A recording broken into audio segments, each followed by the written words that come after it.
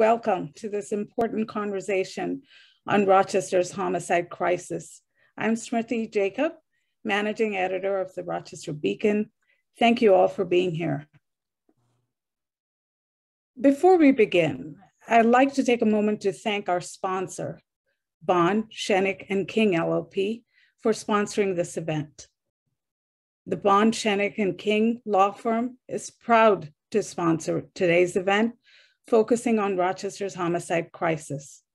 We are committed to improving our community, and we firmly believe that we all must share in the efforts needed to confront the cycle of violence. From the early 1990s till about 2015, the US homicide rate fell by roughly half. Many hoped and believed this trend would continue, but then the rate started to rise again. And in 2020, it soared more than 25%. Last year, it rose again, and the trend continues this year. Within the last week, Rochester recorded its 24th homicide of the year, and on Friday, 2 RPD officers were almost murdered as they responded to a call for help from a city home. Like many other cities nationwide, Rochester has witnessed a homicide surge. Unlike some cities where the surge has begun to ebb, it's continuing here. Many of Rochester's homicides have occurred in neighborhoods marked by unemployment and poverty. But this is a problem that impacts our entire community and its quality of life. To dig into this issue, we have a lot of ground to cover, so I'd like to welcome our panelists. Libnah Rodriguez, Research Assistant at RIT's Center for Public Safety Initiatives. Rafael Belliard, owner and operator of R&R Grab and Go. Rafael is also a member of the North Clinton Business Association. Anthony Hall, manager of Pathways to Peace. Victor Saunders and Reverend Lewis Stewart were unable to be with us today. Thank you, Anthony, for coming, and thank you, Rafael and Libnah. Have we lost Libnah, Karen? Don't see her on the screen. I don't see her at this moment. Let's give her a chance to log back in again. Okay. Well, I'll keep the conversation going. So I really wanted to start the conversation with some hard numbers. A recent CPSI report, which we wrote about in February, found that the number of annual homicides in the city of Rochester has been rising recently. It really jumped in the last 2 years from 52 in 2020 and 81 in 2021 versus 28 in 2017 and 2018. Anthony, I'm going to ask you if this reflects what you see on the ground when you work with the community. Do you see this happening as you do your work? Unfortunately, yes. Can you expand on what you see and enlighten us? I think in your opening remarks, it's a telling story as it relates to high concentrated areas of poverty and unemployment. Most of these areas are or tend to be high hotspots in our community that, problematic issues occur. And as, we dive deep and deploy our staffers to these areas, we engage on a level so that community can have access to the City Pathways to Peace program and to divert issues or incidences of violence. And Libnah, if you can, and Rafael, I'll come back to you. I know you have seen this firsthand. Libnah, I'd like to get your thoughts on the findings in your report. You wrote this report, and so these numbers better than any of us. Can you talk about what you found when you were researching this? Yeah, so we usually write this paper every year. And for the past 3 years, I've been writing it. So we initially chose 24 cities, and we track them over time. So every year we try to use the same cities, and we use a rate to be able to standardize it and compare across just homicide levels, because the populations are different. So when looking at Rochester, we see that from 2000 to 2019, the homicide levels were relatively stable. However, in 2020, it rose. From 2019 to 2020, I believe there was a 62% increase. And from 2020 to 2021, there was about a 55% increase. So it's been increasing relatively for the past 2 years. This morning, I did a quick analysis of how many homicides we have this year compared to what we had around this time last year. So last year, from January to May, we had about 25 homicides. This year, we have 24 so far.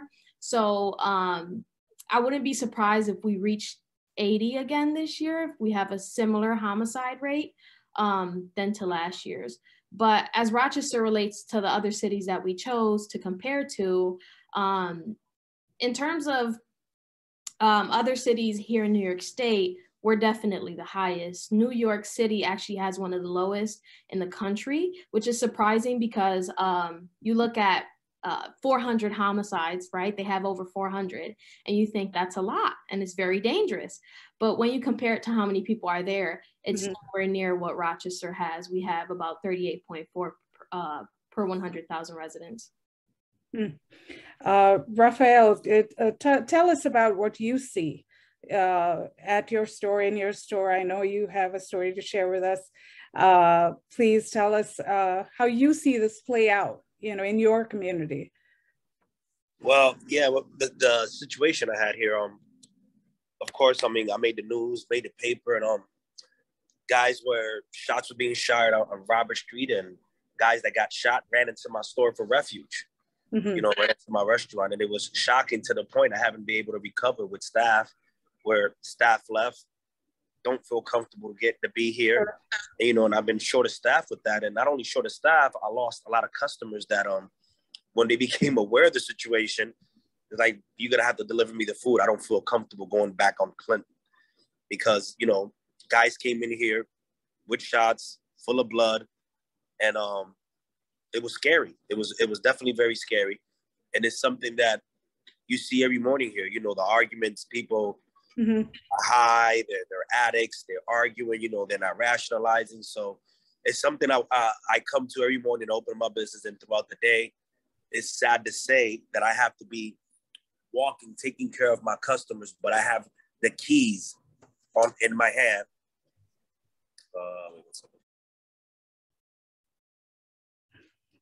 Well, let's take a look at the cities, that you talked about, Libnah. Scores of cities have seen a surge in homicides, and we've talked about this. But I'd like to see if you came across any reasons for this rise in homicides. Some have pointed to the pandemic as a reason, and others have pointed to a shift in policing behavior after the death of George Floyd as possible causes. So did you when you were researching this, did you look at that? I did. So first, it's really too early to say what causes there are for this surge in violence, but there's definitely things that are or factors that are associated with crime. So 3 of them we should really be looking at. The first is the COVID-19 pandemic, which brought a lot of economic uncertainty. When you look at Rochester, I think we ranked number 3rd in terms of poverty rate when compared to 75 other metropolitan areas. So we already had the conditions to have elevated levels of crime, but the COVID-19 pandemic only exacerbated those conditions. The second is civil unrest, like you mentioned. There's kind of 2 responses to that. The first is what we call depolicing, and depolicing essentially says that after protests, police officers may disengage from the community out of fear for being scrutinized or also because they may rationalize it and say, well, they don't want us in their neighborhood anyway, so why should I get out the car?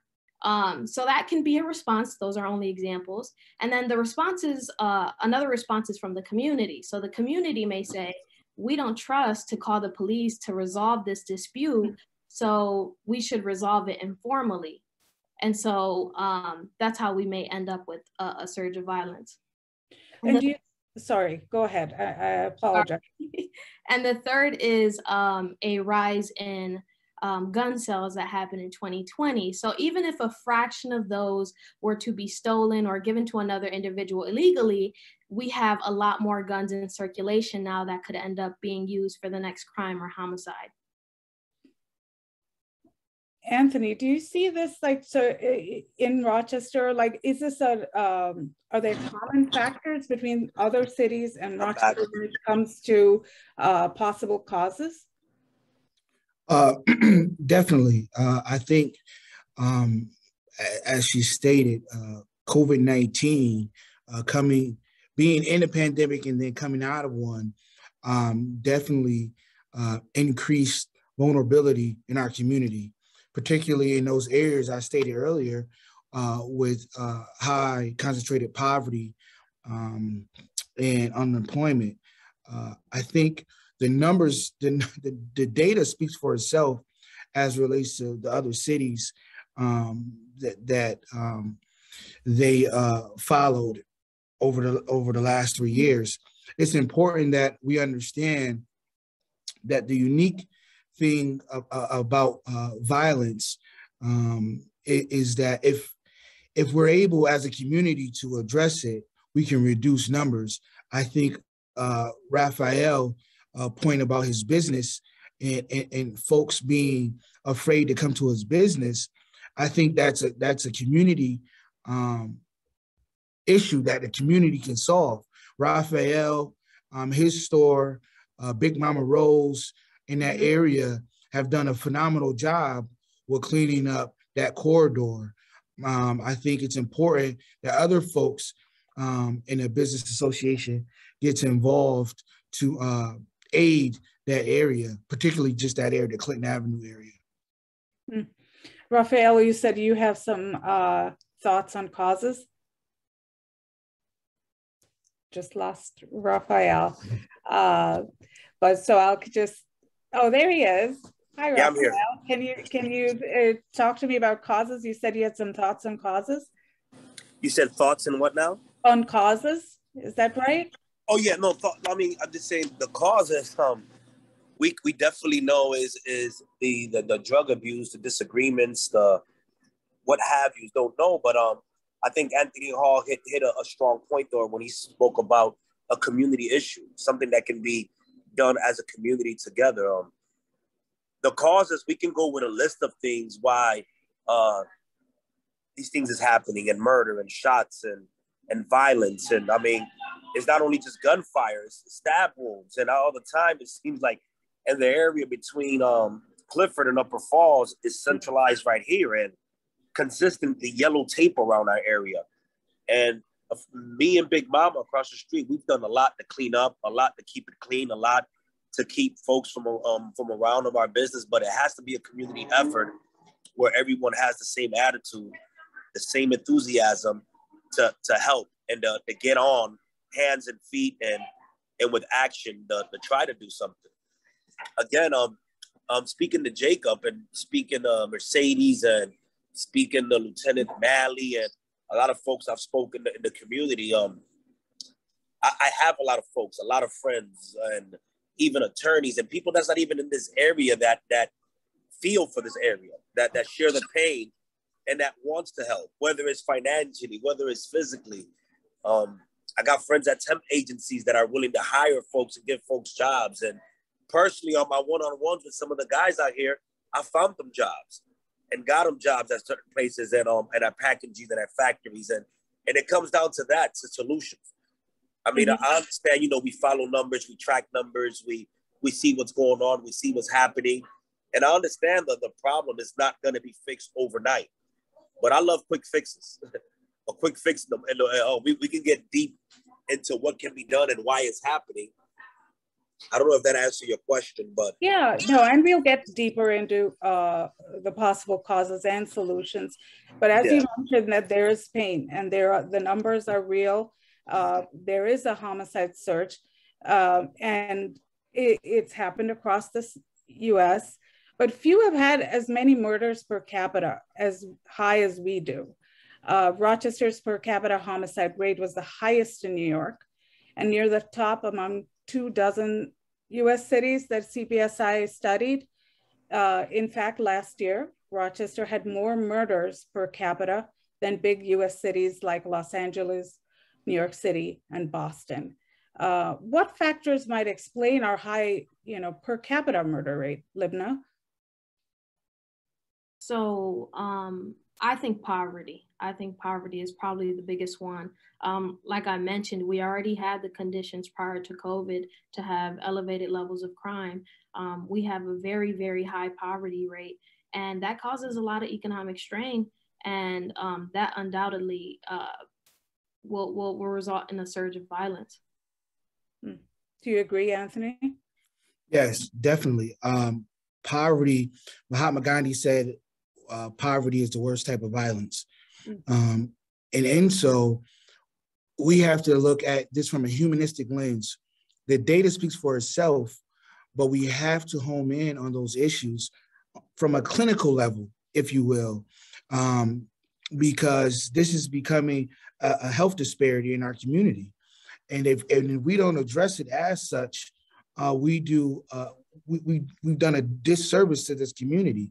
I think for us, as she stated, before the pandemic, we know that this community has dealt with poverty, unemployment, educational system that's not all the way intact. So that's kind of the breeding ground to, crime, if you will, because it's staggering, because when you look at different numbers, crime, particularly certain crimes in Rochester, is down. And you're like, how is, these certain crimes down and homicides are still on the rise? So that's unique.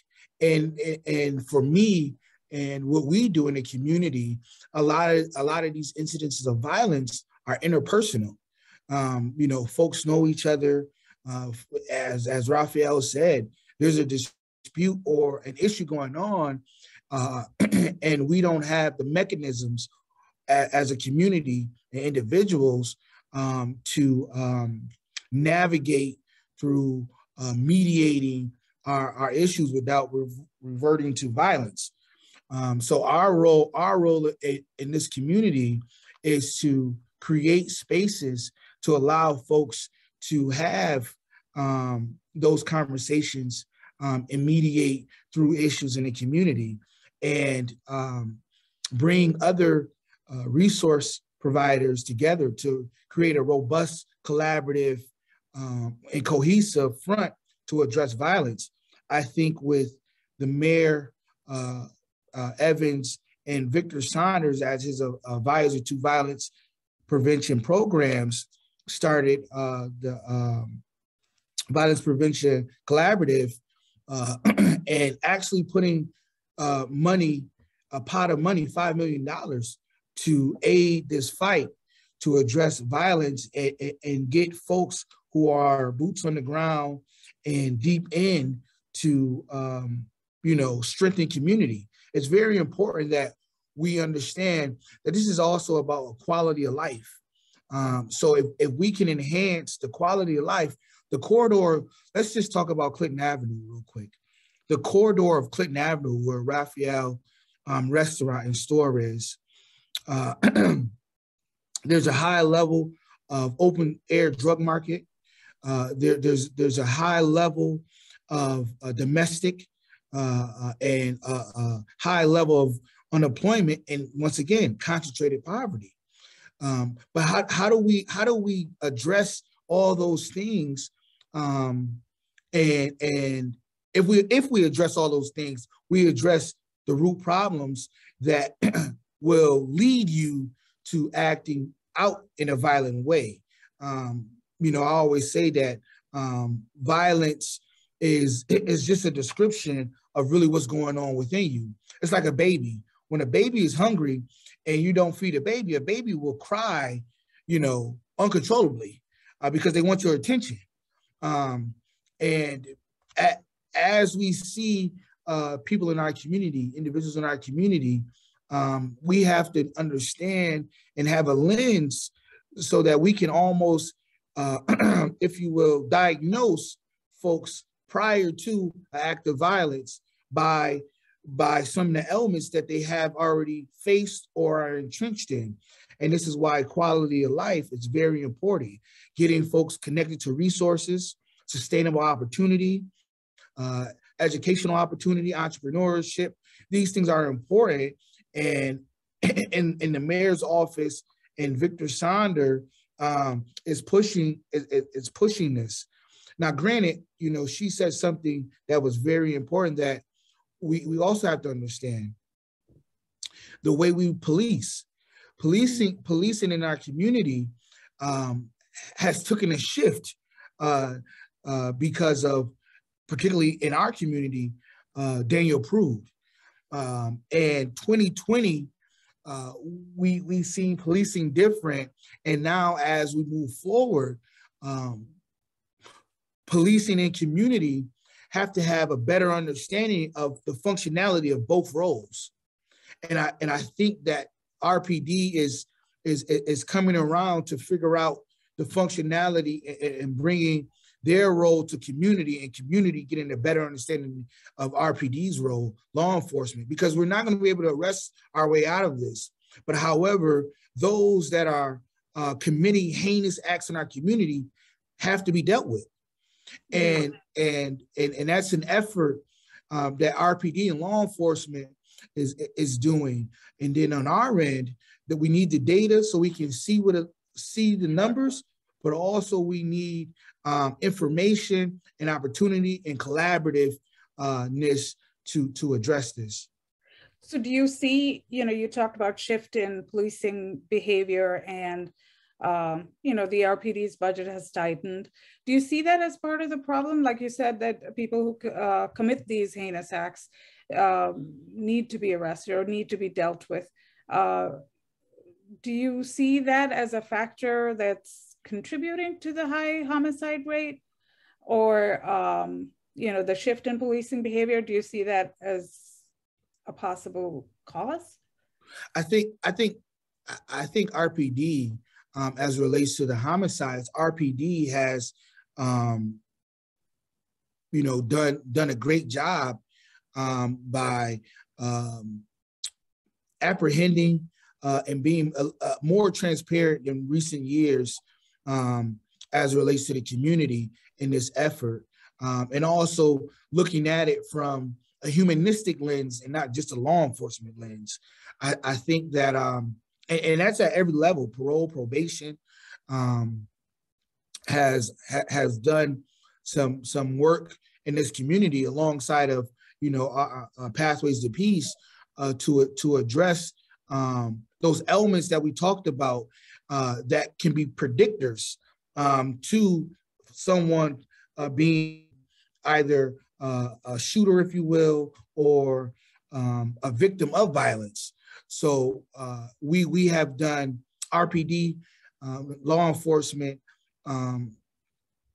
has done a much better job in engagement and, you know, dealing with this, because this is a heavy lift. It's not a one individual or the department or organization.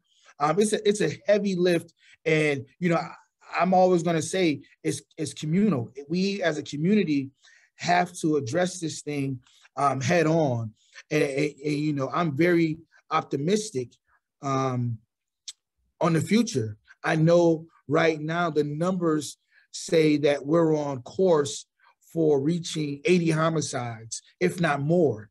But I'm not going to claim that. I believe that if and as we move forward and we get in front of this, we can create community and bring a collaborative effort through the mayor's office and the advisory of violence prevention, Victor Saunders, to make sure that that small number, because it's a small number of individuals engaged in this behavior. Mm-hmm. It's not the whole city. It's a very, very small number, and we have to understand that.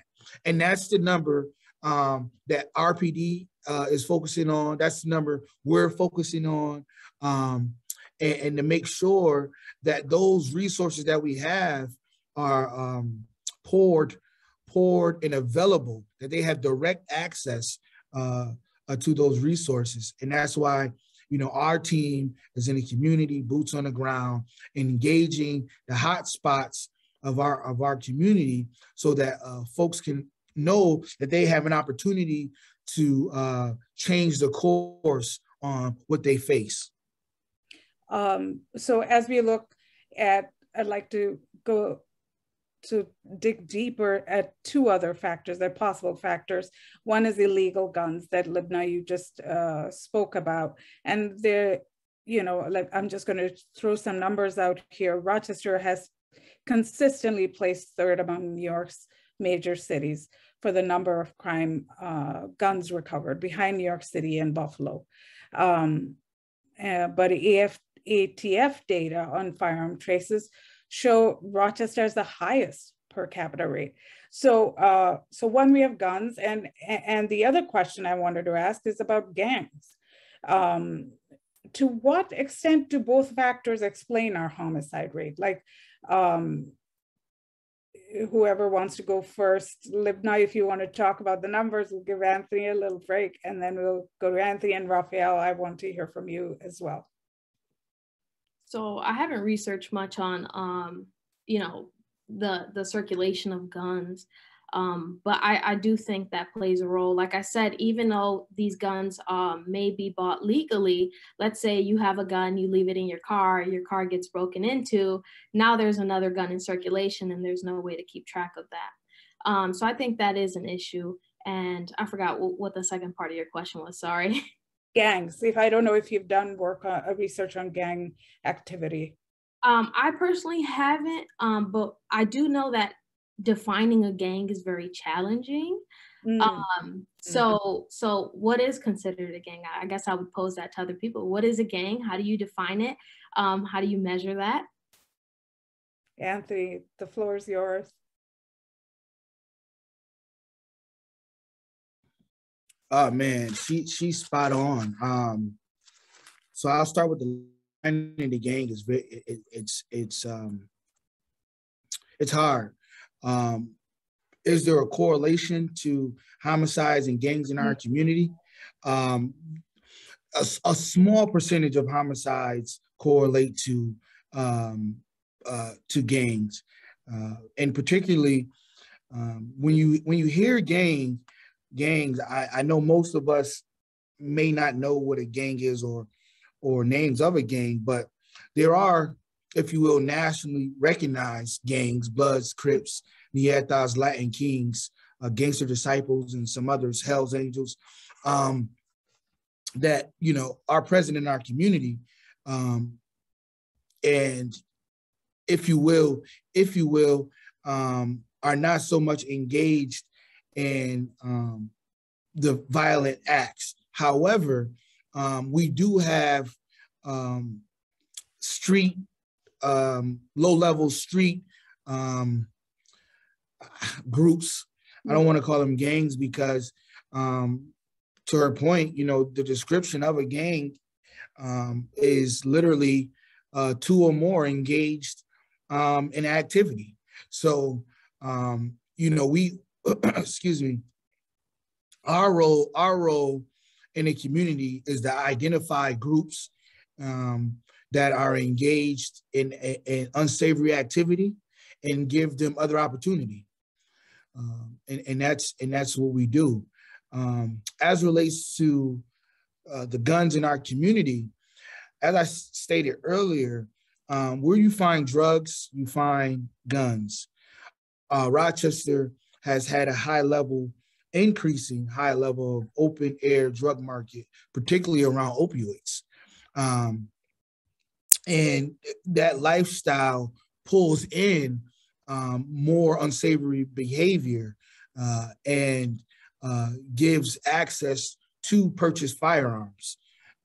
And unfortunately, once again, what I will say about RPD, they have done, as it relates to the guns, they have done an excellent job of, getting guns off the street. And I know folks are saying impossible because, we keep hearing shootings after shootings, but, they have done an excellent job of getting guns off the street.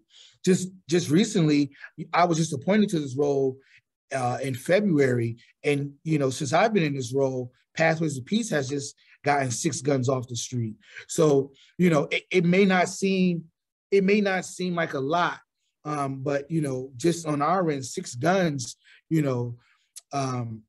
that's game changing for organizations. So I think as we look at numbers and talk about the issues and the problems, and I know we have more time to talk about solutions, because now we're in a point where we have to strategize around solutions.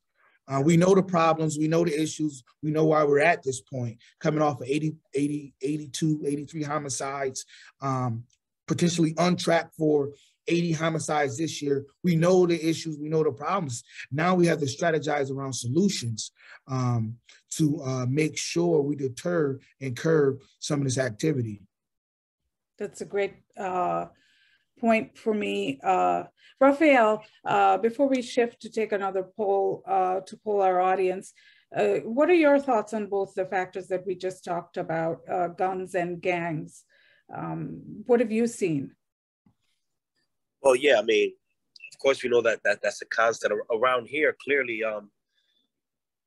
definitely, I don't see too much gang activity and things of that nature. But I know one of the things, I was at one of the meetings not too long ago when I said something along the lines to be aggressive with the obvious. And I say that because the daily you see around here, guys walking up and down you see guns in their waist. And it's normal. Like it's legal, like they have a permit for it, you know what I mean? And it gets scary because I have a lot of gentlemen that come in here to buy food, purchase food.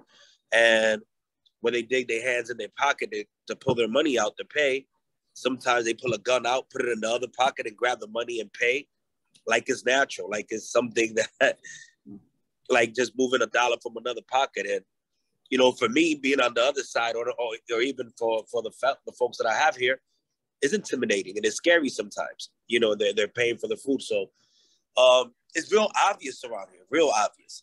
I mean, there's not a day go by that you can, if you sit and you just watch, you see so many things that are obvious, especially when it comes to the possession of weapon. There's a lot of guys don't even hide it.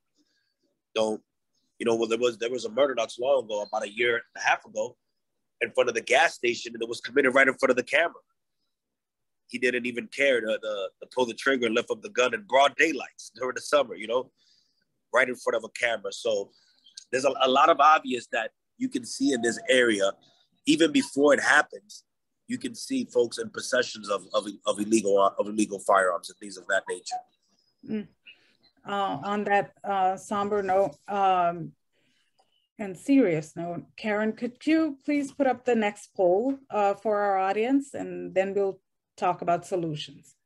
Yes, I just want to take a minute to show the results of our first poll, which indicates that many of our attendees have been personally affected by violent crime, 32%. And let me just bring up the next poll, stand by. Please go ahead and vote and then click submit.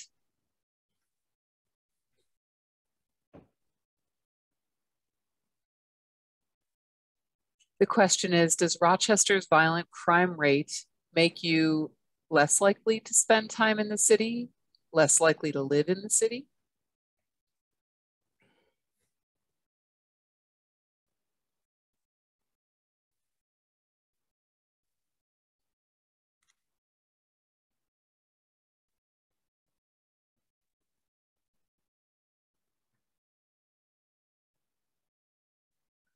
we can see here from the poll results that 64% said yes, it would keep them from living in the city, and 36% say it would have them spending less time in the city.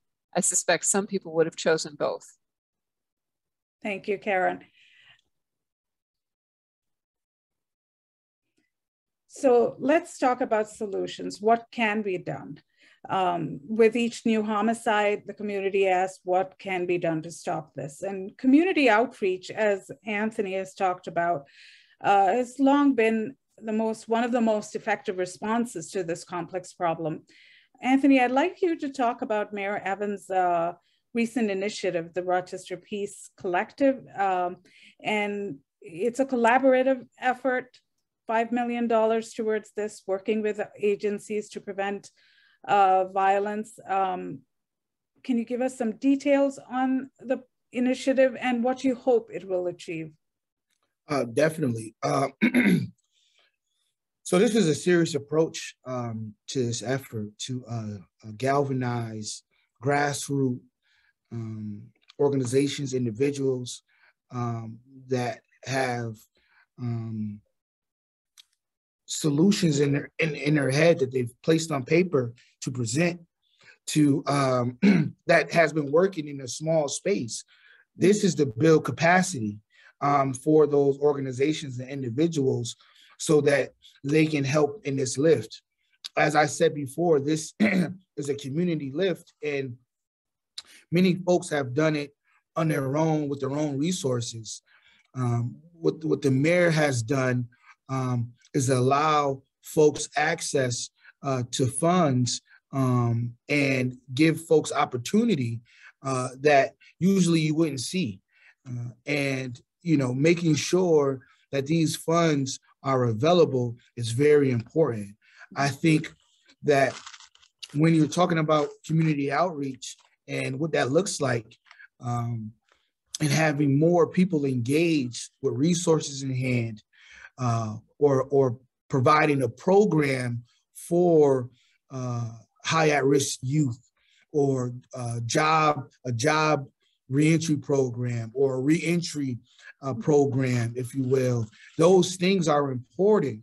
And our role in this effort is to make sure that it's robust and, you know, folks can have access to it and, once again, be directly connected to it. To Ralph's point, you know, we know this is not something that's going to change everything overnight. But however, this speeds up a process. And we want to make sure that, you know, you asked the question about, the polling question was, do folks feel, you know, safe, you know, work, play, and live in Rochester?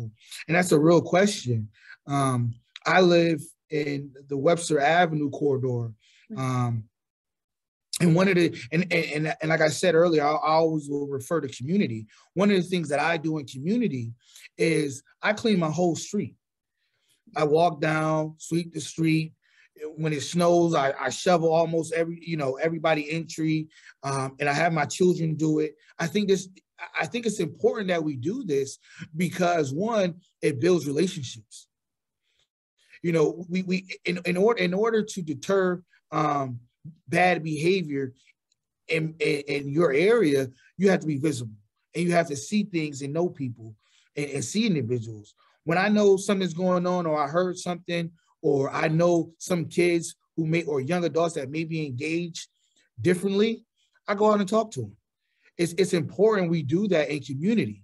And that's nothing new for us as Rochesterians.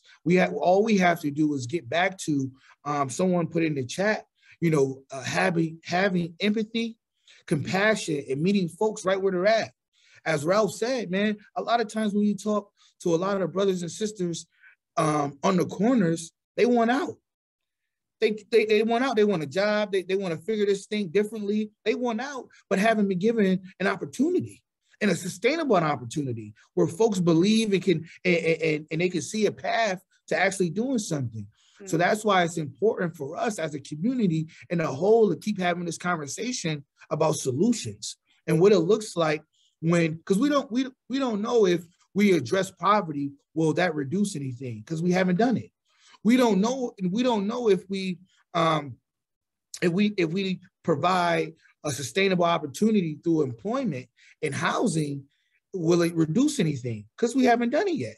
So this is why this effort is in place, so that we can try these methods to get an algorithm to make sure that we can reduce some of these ailments. I think, you know, what we don't hear in media, and we don't have conversations about the 25 men that was recently released from prison, and we all got employment. You don't hear nothing about that. You know, the 15 young people that were out of school now back enrolled in a school or GED program. Excuse me. Some of our efforts of, you know, disputing the dispute models that we engage in the community, that we reduced. If there was any penetrating wound, there hasn't been again, and there's no retaliation. You know, these things are important because community has to be reassured, you know, that there are efforts going on in organizations such as Rock the Peace, Rise Up Rochester, Untrapped Ministries, a Community Resource Collaborative, that are in the fight and are engaging at high levels, Snug 585, that are engaging in high levels and galvanizing that small portion of individuals that may be in a lifestyle that's unsavory, to give them a way out. I always say that opportunity is a small doorway to a large room. We have a small doorway to get people through because of criminal background, because of upbringing, because not understanding, you know, what it looks like to change or come out of something. So we do our best to provide direct access and care for individuals. Rafael, would you like to add anything to this, to what Anthony just talked about, community outreach? I believe yes. I mean, to piggyback on everything that Anthony was saying is amazing. It's right on point as far as taking the initiative, taking the lead, and talking to some folks. I mean, he had so many valid points and key points there that I agree upon. And one that stood out to me and rang a bell is clearly that when you get to talking and walking with some of the folks in this neighborhood, and some of those same folks that may have a gun on their waist, some of those same folks that may be the cause of the violence, they want out. They seem to be stuck sometimes. And if you provide, or you can lend them a help or give them an alternative, they're running for it. They want that out. They want that discussion. They want that one-on-one. They want someone that can take them into Walmart, or take them into Red Apple, or take them somewhere and say, I got a job for you. I got a connection that can start you at 15, 17 an hour, and you got overtime. And they're jumping on it. They want out. They want to leave the neighborhood. And as Anthony said that, it rang so close to me because I've been in conversations like that with several gentlemen around here.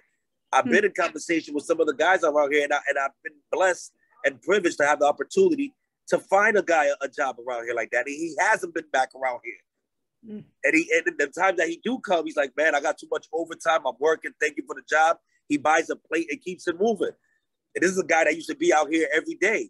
And it's one guy, but for me, it feels great. It is a good feeling inside. But it goes back to what Anthony was saying, is having that one-on-one, that discussion, that those contact, those resources that you can be like, listen, no matter your background, no matter what's going on, I got somebody that's going to give you an opportunity. And through discussion and conversation with someone, we can be that vetting process, that we can know the person sincerely and genuinely wants that change and genuinely wants that out. So, I mean, what Anthony was saying was right on the nose, man, because I've been evidence of that. I've been there. I've done that. And he's right on the nose. And we have those resources as a community, and folks that want to see change, we can link together, tap together, and help that out. And sometimes it's sad to say we have to take a little extra. It's not just the job fair and come fill out the application. It's not just, let's do this. Sometimes just get in the car, I'm about to take you down there. Sometimes it has to be a little further to speak to a supervisor or a manager at a fact, like, hey, I need you to help this guy out. I'm vouching for him. He's going to do what's right. give him the job. He's going to be here tomorrow at 7 a.m. in the morning. Sometimes it takes those baby steps on a person to get there, that once they get there, there's no turning back. You know, that was November, Thanksgiving. The guy is still working. No. He's still at the job. He hasn't messed up. He hasn't been fired. And I called my friend. He's like, he's doing great. He hasn't called in one time. He only complains about he doesn't get enough overtime. You know? So there's all those opportunities there that we can come together. We can be productive and we can make a difference. You know? It's not as simple as we think as a job fair or go fill out the application and they're hired over there. Because some of these guys, they're timid. Some of these guys already have, if they don't feel like it's a guaranteed or they don't feel like it's a connection or they feel like, man, they're not about to give it to me. It's not going to add up. They don't even have that passion. So it has to have that discussion, that one-on-one, that conversation with someone that's encouraging them. Someone that's telling them, brother, you're going to do it. Don't worry about it. It's going to work out, you know? So, yes.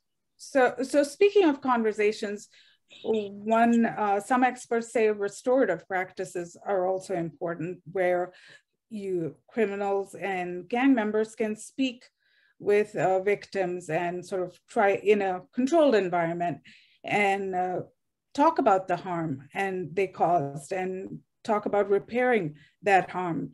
What do you think of that approach with what we're dealing right now? Anthony, do you want to go? Definitely. So we have a program that we're a part of called Rochester Youth Violence Partnership.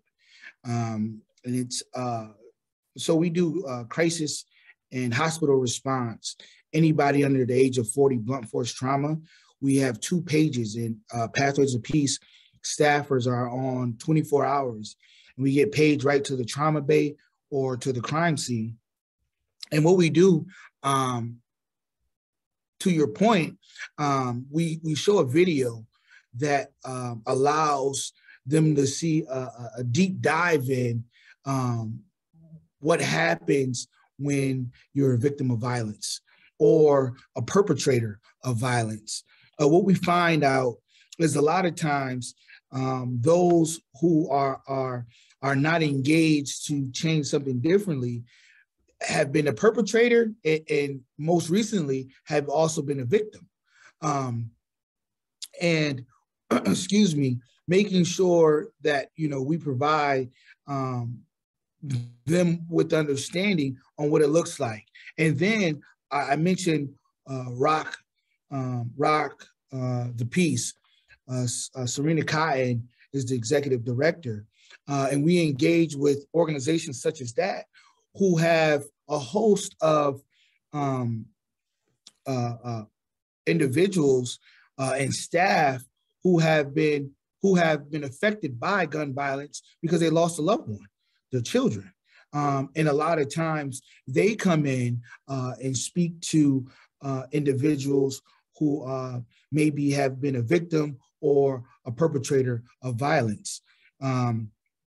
Also, what we do is we work with the GIVE Initiative. The GIVE Initiative is a program in the county to engage parolees, probationary folks that have either been identified as someone who has carried a firearm before or may have been in proximity to one. But nevertheless, they come in and community folk come in and have a conversation with them about, a different outlook on life. And law enforcement, as well as other agencies, provide these folks for the community setting. And it's restorative in a sense, because folks can now, those that may be a perpetrator can now have a conversation and build relationship with some folks that have been victims because of a lost loved one, if you will. And, what we find, as Rafael said, being able to get folks employed, just with a GIVE initiative 2 weeks ago, 25 young men, we got 13 young men employed. And, most of them never worked. And them saying, calling, saying, hey, man, I don't think I could do this. And then having folks from that meeting calling them and saying, hey, listen, we believe in you. You could do this, and that's something that shifts the mind, because you're restoring hope in people. Right. And that's what we have to do. This violent, we know that violent acts occurs. We know this. Our job and our role is to lessen and curb as many violent acts, particularly around gun violence, as possible, through giving folks an opportunity, to outlet to have a conversation, through counseling and exercising your mental health, through sustainable opportunity. And that can look like a whole host of things, but we create a safety plan around individuals once we engage them in the hospitals, and then in the community, as well as the referrals that we receive. We create a safety plan so that individuals will have a better understanding on what it looks like when you're going back in community, and that you have community supporting you. Mm. So from what we've discussed here, especially when we looked at solutions, we have to think of, there's so many factors involved. We have to think of the community, the place, and researchers have suggested that it's important to acknowledge the relationship between place, violence, and policy. And for example, many cities have homicide hotspots, and so does Rochester. So if the causes of violence are linked to poverty, unemployment, and segregation, should we then look beyond the justice system for solutions and invest in place as well, invest in communities? Libnah, what are your thoughts here as a researcher yourself? What are your thoughts here about that approach? Do you see that as a solution? Yeah, so let me just provide some context on how homicides occur to begin with. Homicides are not necessarily a random act of violence usually. They're usually between people who have ongoing disputes, and they can usually be identified pretty early if we had kind of just the resources to do so. With that being said, no, the criminal justice system is not the only solution, especially when we're talking about communities that have been long neglected by other social institutions. We should begin holding them accountable, kind of leveraging their resources and getting them involved. Because like Anthony said, we can't arrest our way out of this problem. Mm-hmm. Mm-hmm. Anthony and Rafael, would you like to add to that? What are your thoughts on looking beyond the justice system for solutions? As I stated, this arm of the city, Pathways to Peace, is looking beyond the justice system. Right. We understand our role. We understand the justice system role. I think, I'm going to always say that it's a quality of life. There's from early childhood, there's tests, there's studies that, we know by the third grade, this individual, so on. So from early childhood, if we rear a child up correctly, and give them opportunity, and positive visible reinforcement in community, verbal positive reinforcement, and empathy, compassion, and access to whatever their heart desires, to make sure that they have a great quality of life, deters what we see in our community. Most folks that you talk to in our community are in trauma. Are in trauma. And as Rafael stated, when you talk to these individuals, you can look them in their eyes and tell that they are lost. that they're hurting, that no one has talked to them like this, that no one has really answered the phone when they called, or, you know, the processes that's put in place to the barriers, if you will, that are in place that pushes folks out the door that want help have to be broken down. I think that on our end, the criminal justice system as a function works exactly what it was created for.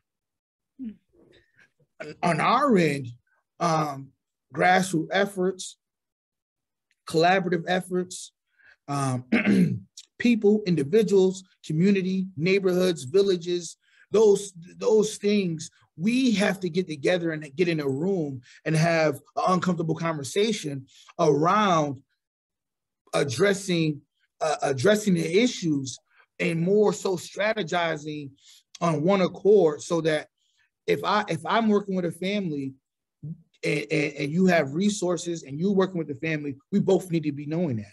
A lot of times in our community, there's so many silos and disconnects from working with individuals who are vulnerable and at risk that we just don't know. And as organizations, we kind of drop the ball, if you will, on making those connections, because, you know, in order to receive money, we need data. So we want to keep the information to ourselves. And in order to be recognized, you have to have that story. So we have to get out of that mindset. And I believe and I know that Victor Saunders and the mayor is pushing forth this collaborative effort, while galvanizing all these organizations and entities to have the larger conversation on strategizing around this together. We can keep working in silos, and these are the results we're going to get. We break down silos, we get better results. As I stated way earlier in the conversation, Rafael's store, Thursday, Friday, and Saturday, Rafael puts out a red carpet, puts up, he blocks off the street halfway and puts up red partitioners so that folks can come outside and eat outside and enjoy themselves. That's on Clinton Avenue. You should be able to do that as a business owner anywhere in this community. And I think that's important, that when we see stuff like that, that we embrace it and we help entrepreneurs who have businesses in unsavory areas. We support them more. Big Mama Rose, same thing, you know. So it's just a whole host of things that allow us as a community to snuff out violence. The violence, in my opinion, is a disease. We know the elements. We talked about it. She said it. She said poverty is number one. We know what that looks like. So we know it, and now we have we're at a point in the process to have this opportunity to have a larger conversation about strategizing from a solution-based lens. What a heavy lift, as you said, to this very complex problem. We are already on the hour, and thank you for joining us for this discussion. We could have talked a lot more, and I did have more questions, but we're going to stop here for today. And thank you to our sponsor, Bond, Chenik and King. Karen, I'm going to turn it over to you. Thank you for producing the event. And thank you, everybody, for participating, listening, and caring about our community.